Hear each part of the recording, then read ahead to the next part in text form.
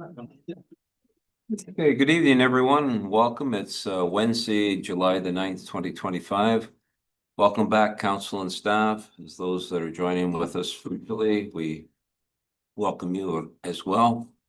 Although I would like to ensure that all communication devices are either shut off or put on vibrate, please. Although I prefer not to promote a certain business or corporation, I do have to recognize that next Wednesday, on July the 16th, is Tim Hortons Camp Day. Since 1991, $190 million has been raised across North America. And that money has been used to send kids that normally would not be able to off to camp. I share this with you because I know this program has been beneficial to some children in Plympton-Wyoming, and we thank them very much for that.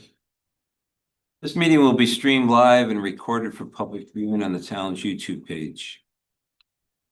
We acknowledge that this land on which we are gathered today is part of the ancestral land of the Chippewa, Ottawa, and Potawatomi peoples, referred to collectively as the Anishinaabe. It is through the connection of the Anishinaabe, the spirit of the land, the water, and air, that we recognize their unique cultures, traditions, and values.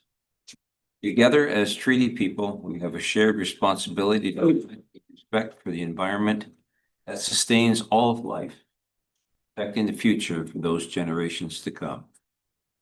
Council, I would ask you if you have a pecuniary interest, please declare it at the appropriate time.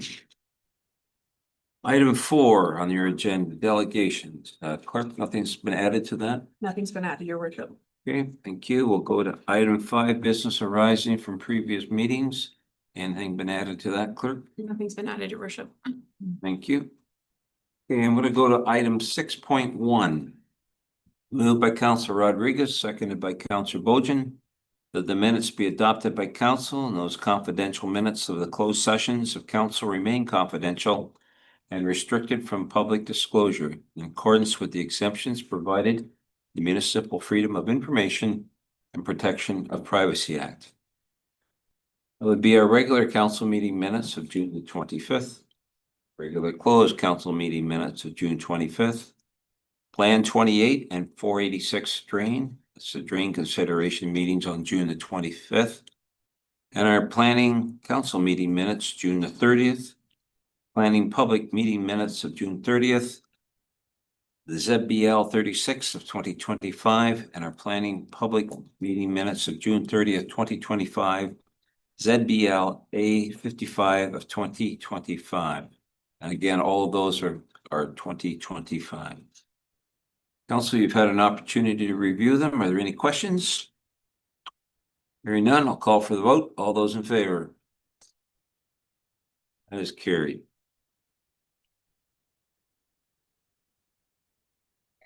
Let's go to item 6.2 on your agenda, moved by Councilor Van Claveren, seconded by Deputy Mayor McEwen. That the minutes be adopted by council and those confidential minutes of the closed sessions remain confidential, restricted from public disclosure in accordance with the exemptions provided in the Municipal Freedom of Information and Protection of Privacy Act. That would be our Parks and Recreation Committee meeting minutes of May the 15th, the Annett Drain Court of Revision meeting minutes, June 25th, and the McCall O'Donnell Drain Court of Revision meeting minutes, June 25th. Council, you were all part of the drainage, but we do have the parks minutes there. We have Councilor Vasey with us. Any questions? Hearing none, I'll call for the vote. All those in favor? That is carried.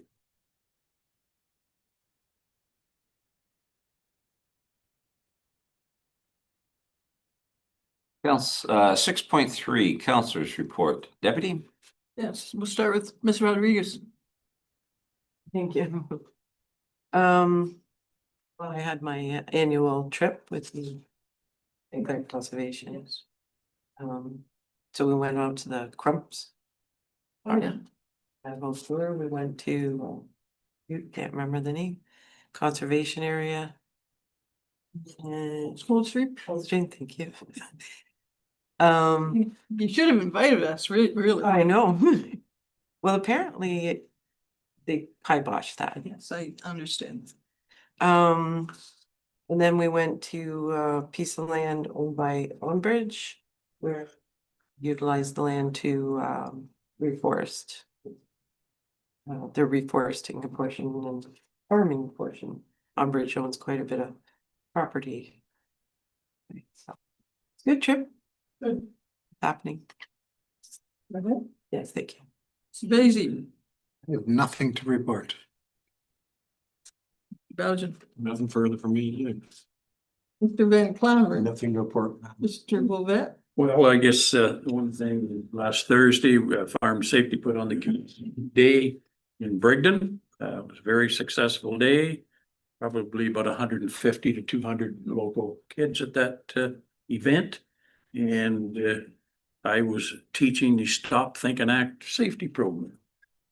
And yeah, because a certain company didn't show up, so I did it and then switched it to bicycle safety. That's all I knew. Yeah, So other than that, I don't have anything. well, it's important too, Yes. bicycle safety, that's for sure. Mr. Mayor? Anything? I do a couple things. First of all, I was at the Special Events Committee meeting. And we reiterated what a good job that we did at the event out in Kamlaki. Unfortunately, Mother Nature wasn't the best, but other than that, it was a good success. Councillor Van Claveren, did you go to the Historical Society meeting that they had in the West Springs, or did not be able to make that one? No. Just wondered how that went. Very interesting. Yes, it would. Tomorrow I'm going to Chamber of Commerce event in Port Edward, where we have Minister Lisa Thompson as one of the keynote speakers. And we'll be working in breakout sessions to talk about the economy within Lambton County and what opportunities for business development that there is throughout the county. And then on Saturday, I'll be at the Lambton Agricultural Hall of Fame presentation at the Agriculture Society. One of the residents of Plympton-Wyoming, Mr. Bill Duffield, who is a world-renowned sheep breeder and entrepreneur, is going to be inducted into the Lambton Agricultural Hall of Fame. So here to support Mr. Duffield on that. And I guess that's basically all I have. Deputy, what about you? I've got not much to tell you, except I did wonder, you're going to a special birthday party, you won't tell who it is for this weekend. You trying to think of who it is? I am. Actually, it's one of our residents, Mr. Gary Vanderhoof, who is one of the last, there's only a couple left of employees of the Old Homes Foundry. Okay. Unfortunately, he has suffered from the effects of working in the foundry with asbestosis and silicosis. So, yeah, it's pretty special to be at his birthday party. So, yeah. Okay. Nothing from you? No, no, not much at all. Oh, yeah, I couldn't get on my device or my other computer to get to talk with Dennis Kwan from our consultants for the Parks Master Plan. So I called him by phone and answered all the questions that way. So at least I got it done. He didn't make fun of me at all. I think Dennis grew up in, or was born in Sarnia. Oh, yeah. It's, I believe his father was in one of the petrochemical industry. Yeah. That's it, Mr. Mayor. Okay, welcome back, Councillor Vasey. It's good to have you back. Oh, just great to be here.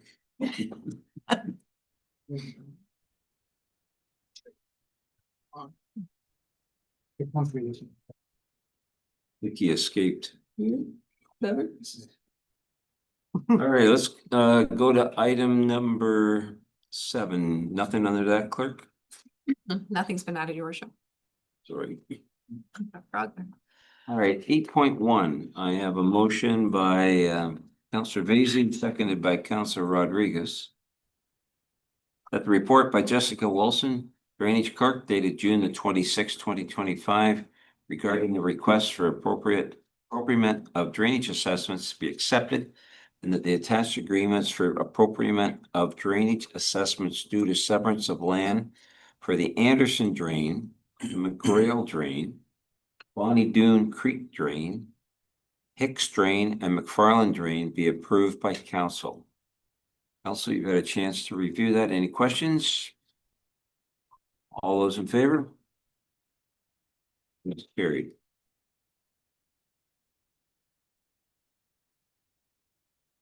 Eight point two. We have a motion by Councilor Rodriguez, seconded by Councilor Bojan, that the report prepared by Paul De Silva, Director of Public Works, dated June the 30th, 2025, regarding the Fisher Line rehabilitation be received, and that the rehabilitation of Fisher Line in the amount of $398,044 plus HST be awarded to Sevcon Paving as an extension of the existing Michigan Line reconstruction contract, and that the additional funds required to complete the project be funded by the projected surplus of the Confederation Line reconstruction project. Mr. Silva, the author of that report, is here. Are there any questions? Councilor Wolbett. Be just a comment, and I did talk to Paul before the meeting. This has been on our agenda for a long time, Fisher Line. It's been pretty rough shape, especially the section that they're gonna do this time around from Blue Heron on out to Utah-Exeter Road. So I know it's been requested many times, so the extra money that we've put into this roads, I think probably is allowing some of this. So I think this is a really good thing to do this time around, and because it's a mess, and they're trying to repair it and it just falls apart again. So I think it's a good fit for the extra money that we allocated to roads. Thank you. Councilor Vacy. Yes, I just spin off Bob that we know our roads are bad. We know we need, this is, can't think of the word. Great idea. We've got saving money here. Let's use it up over there. We got the guys out there doing it already. It's a win for everybody. So thank you for thinking outside the box. Commend, there's the word. Was that what you're Trying to whisper in your ear for you. Whisper it loud. So yes, thanks. You have to whisper louder. He's got new batteries in there. All right, let's call for the vote. All those in favor? Carried.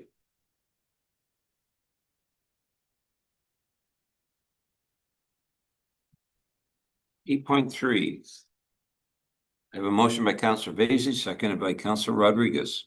That the report prepared by Paul De Silva, Director of Public Works, dated June the 30th, 2025, regarding the 2025 asphalt resurfacing additional road segments be received, in the existing asphalt resurfacing contract be awarded to Decoco Contractors Limited, expanded to include Harris Point Drive, Dalrymple Street, at a cost of $156,500 plus HST.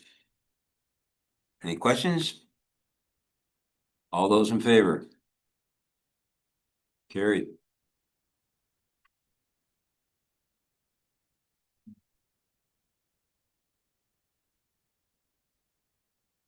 Eight point four.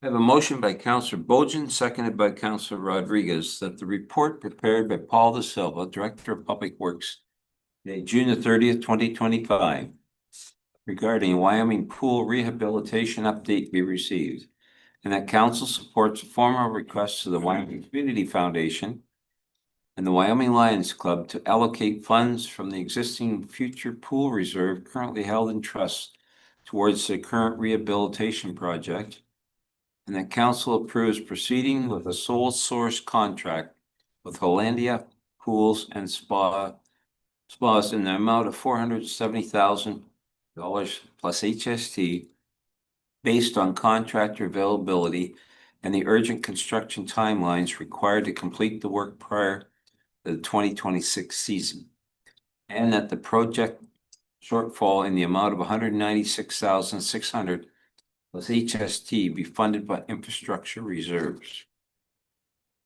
Any questions? Councilor Rodriguez? I understand from reading the report that this all, yeah. Did you, was the one you've been communicating with, did you reach out to any other contractors? I was just reading a bunch of reviews on them, so I was a little bit concerned. Mr. De Silva? Yeah, through your worship, we didn't. This is a contractor that we've been dealing with for a while. And we trust their ability to get this done for us. They're a large commercial pool contractor. They've done a ton of work in London, including the Aquatic Center. And we knew that the timelines were going to be really, I guess, small. Like to be able to get it open by the summer of next year is going to be a challenge.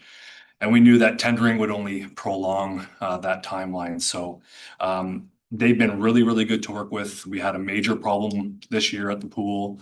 We came up with a temporary solution. They were very quick to act and help us out with that. So there's a level of trust between us and that contract. We have faith in them. Yeah, I know, I appreciate that. We need to get it done. So I have no issues with that. I was just a little bit concerned about the company. And is there gonna be overages allowed? Cause the red we're kind of like, we had to go over. So I guess that's where.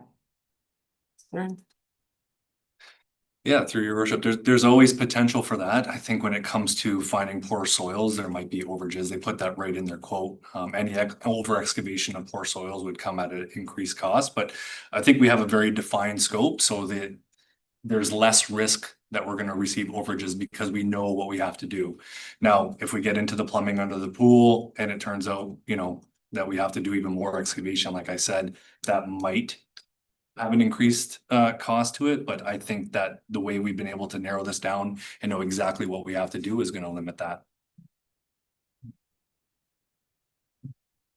Any further? Councilor Lovett? Have we applied for any grants for this? Like, it's kind of a shame that we got to use our infrastructure money for a pool.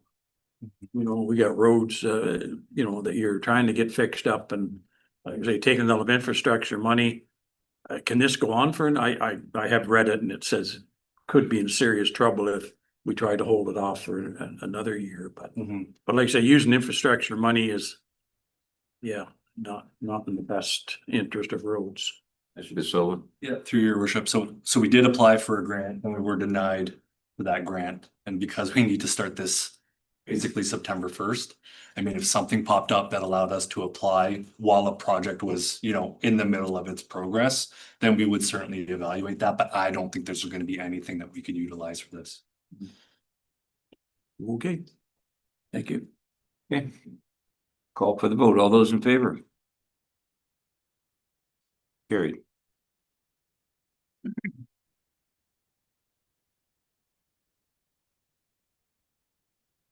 Okay, council, let's go to 8.5.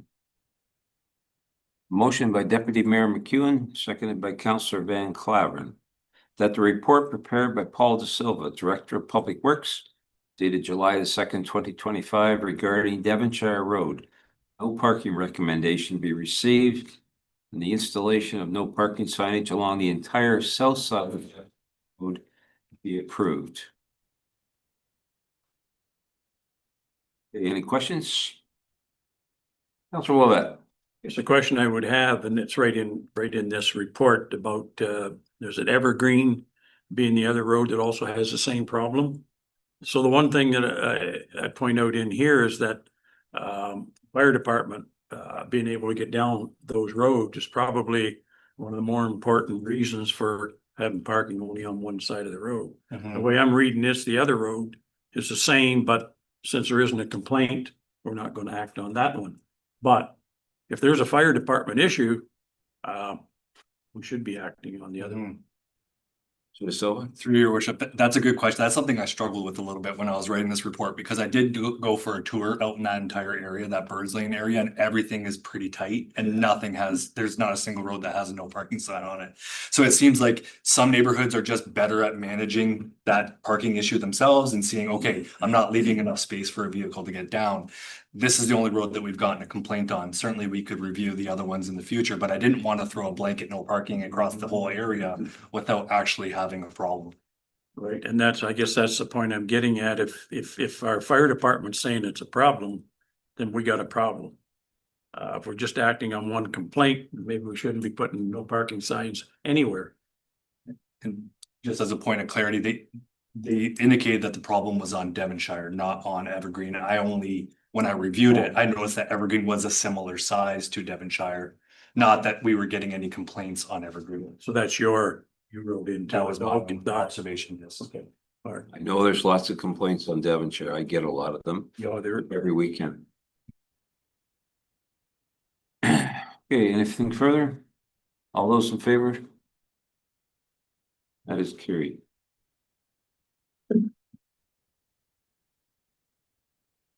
Okay, item number 9.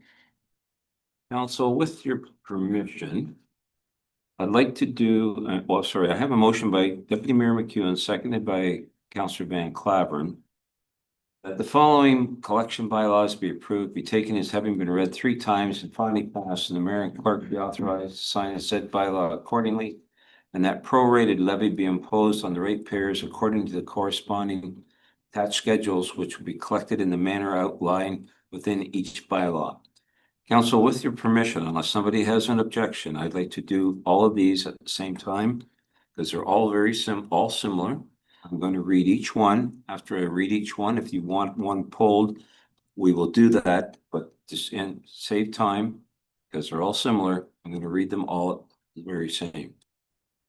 That will be bylaw 66 of 2025 for the Hicks Drain, bylaw 67 of 2025 for the McAndrew Drain Kiff Branch, bylaw 68 of 2025 for the Whiting Drain, bylaw 69 of 2025 for the Montgomery Drain, Perry and Harrison Branch Drain, bylaw 70 of 2025 for the O'Brien Branch A Drain, bylaw 72 of 2025 for the Maple Street Drain, bylaw 73 of 2025 for the Kernahan O'Donnell Drain, section 76, and bylaw 74 of 2025 for the Carmichael Drain Improvements of 2023. Is everybody still comfortable with that all at once? Okay, I'll call for the vote. All those in favor? That is carried.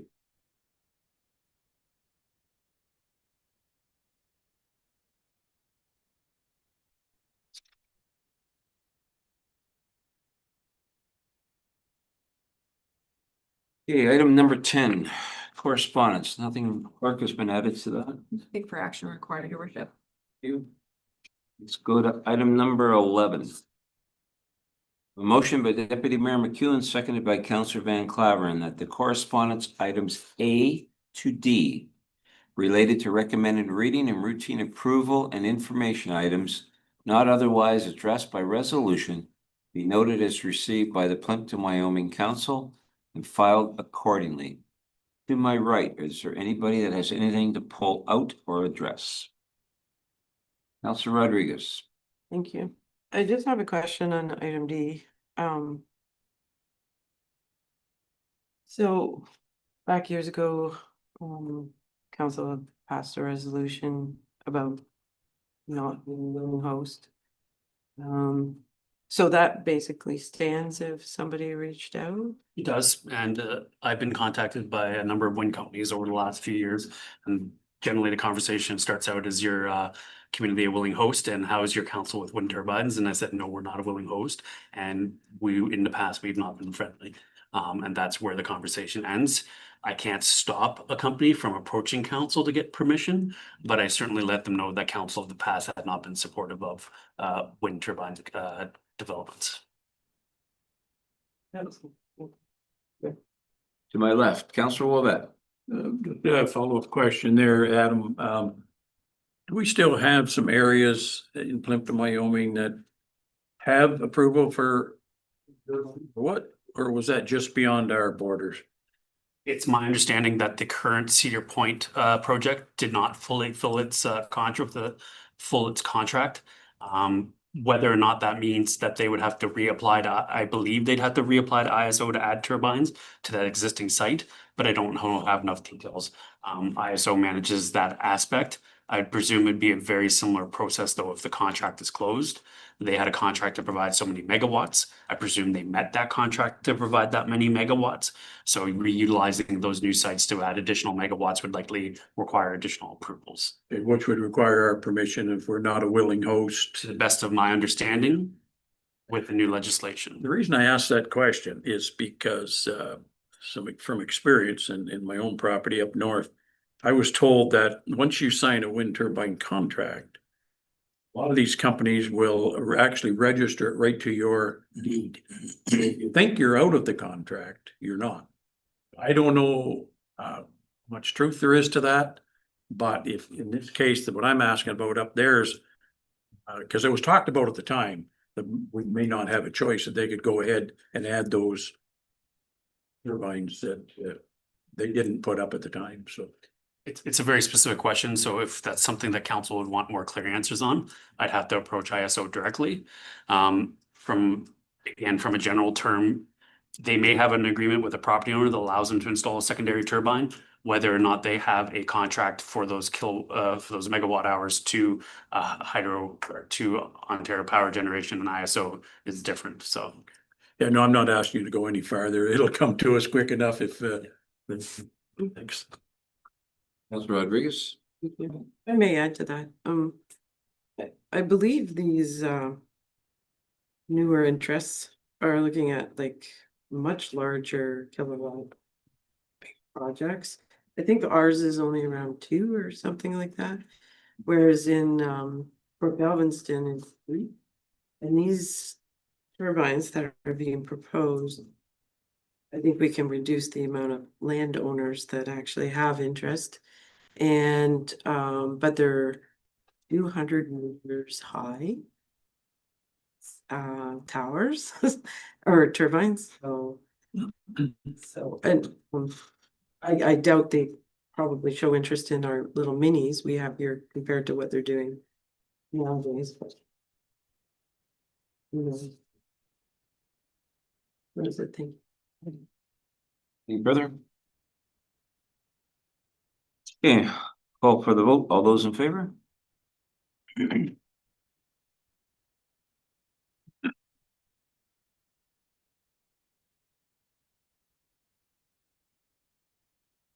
New business, beginning on my left. Councilor Wolvette? No, I don't have anything today, sir. Okay. Councilor Van Claveren? Nothing for me, sir. Thank you. Okay, Deputy? Nothing. Councilor Bojan? Just one question for Mr. Silva. I noticed it and then 2 people asked me, when you're coming into Camelback, there's these weird signs with like little antenna things. Are those? Through your worship, that the land developer at Sawmill, where we have that draft plan of condo, they're doing a traffic impact study, so that's what that equipment is for. Thank you. Doesn't mean they've landed. Councilor Vaizey? Nothing, your worship. Thank you. Councilor Rodriguez? Thank you. Yes, I also had a question from some residents on the cameras as well. Got that clarified today. I do have a question on the public beaches. Do we have in our bylaw that there's no tents allowed? Yes. And we do have it that there's no fires allowed, correct? But there seems to be, well, there was a tent out there yesterday. And the lady was actually using the tent to change into different outfits to do some sort of Instagram photo op, standing on top of those railings that were installed on the top of the seawall, which was just mind-boggling, but Close on or? probably Glenn. Sorry. I don't know if you want to put signs, don't stand on the railings, but I don't know what else you could tell people at this point. Is the new railing? Yes, the new railings were quite the photo op spot Those up. above rocks below. Yeah, yeah. And there was, you know, those closed shower tents? That's what she was utilizing to Could have been worse. change outfits for her photo ops. What was also noticed was a lot of fires. I don't know when they're being sent, but there's a lot of, there and a lot of wash up from obviously after you get the north winds too. And there's, quite a bit, and that's dangerous because there's a lot of children, there's a lot of families utilizing that park. It's quite popular now, which is good.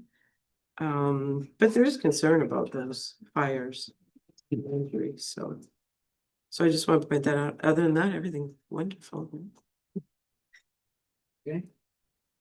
Being on the bylaw, I'm not sure if it prohibits temporary tents for like personal use during the day. It certainly prohibits overnight camping. So that's something that will have to be double checked. Yes, that would be interesting because most other jurisdictions have banned the use of tents now on public beaches. A lot of people were using them for washroom. So they have now been banned.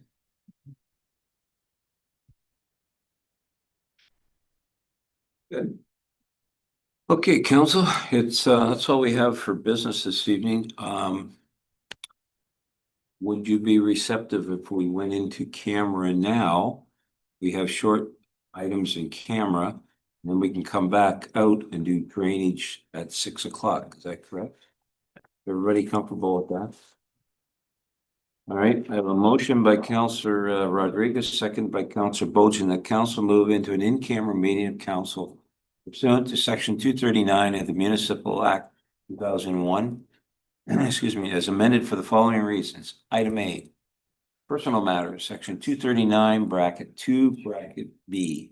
Personal matters about an identifiable individual, including municipal or local board employees. Item B, solicitor client privilege, section 239, bracket 2, bracket F. Advice subject to solicitor client privilege, including communication necessary for that purpose. All those in favor? That is carried.